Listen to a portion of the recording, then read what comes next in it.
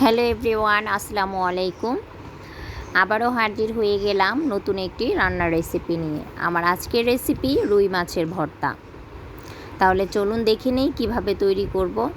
প্রথমে আমি এখানে 4 পিস রুই মাছ নিয়ে নিয়েছি। সাথে দিয়ে দিচ্ছি হলুদ গুঁড়ো, মরিচ গুঁড়ো আর দিয়ে দিচ্ছি স্বাদ মতো লবণ। এখন সব কিছু একসাথে মাছের সাথে মাখিয়ে নিতে হবে।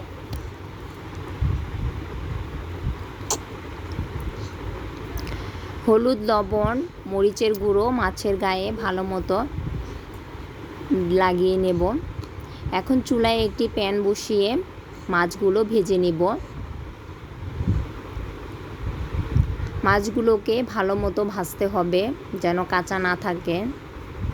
মাছগুলোকে আমি ভেজে নিচ্ছি। মাছ ভাজা হয়ে গিয়েছে। এখানে আমি 3টি শুকনো মরিচ ভেজে নিয়েছি। আপনারা আপনাদের পছন্দ অনুযায়ী ঝাল কমিয়ে বাড়িয়ে দিতে পারেন। সামান্য লবণ দিয়ে মরিচগুলো ভেঙে নিচ্ছি। এখন দিয়ে দিচ্ছি এখানে পেঁয়াজ কুচি। পেঁয়াজ কুচিটা ভালো মতো লবণ আর মরিচের সাথে মাখিয়ে নিচ্ছি।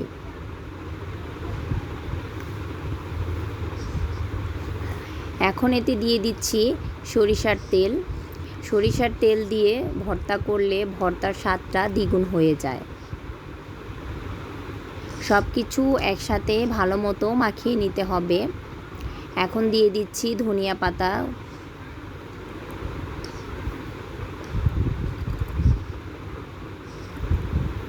ধনিয়া পাতাটাও ভালো মতো সব কিছুর সাথে মাখিয়ে নিলাম। এখন রুই মাছগুলো দিয়ে দিচ্ছি। রুই মাছের আমি কাঁটাগুলো বেছে নিয়েছি। সব কিছু একসাথে মেখে নিলেই তৈরি হয়ে যাবে মজাদার রুই মাছের ভর্তা। আর ভর্তাটা এরকম ঝরঝরা হলে খেতে ভালো লাগে। আর হাত দিয়ে মাখানো ভর্তার তো তুলনাই হয় না।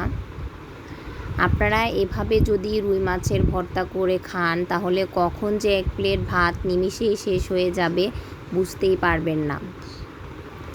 আপনাদের যদি আমার আজকের এই রুই মাছের ভর্তার রেসিপিটা ভালো লেগে থাকে অবশ্যই আমার চ্যানেলটাকে সাবস্ক্রাইব করে দেবেন। আমার নতুন নতুন ভিডিও পাওয়ার জন্য সবাই আমার পাশে থাকবেন। সবাই ভালো থাকবেন, সুস্থ থাকবেন। আল্লাহ হাফেজ।